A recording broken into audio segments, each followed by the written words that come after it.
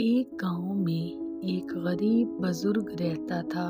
اس کا گھر بہت چھوٹا تھا مگر دروازہ ہمیشہ بند رہتا۔ لوگ کہتے تھے ضرور اس بزرگ کے پاس بہت پیسہ ہوگا،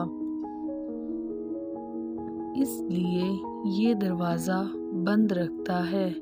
ایک رات چور آئے، دروازہ توڑا اور اندر گئے۔ جب وہ اندر گئے تو انہوں نے دیکھا کہ کمرے میں صرف ایک چارپائی اور ایک چراغ تھا۔ چور بہت شرمندہ ہو گئے۔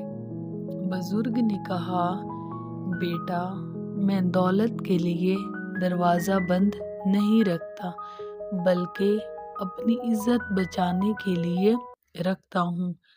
سبق: عزت دولت سے زیادہ قیمتی ہوتی ہے۔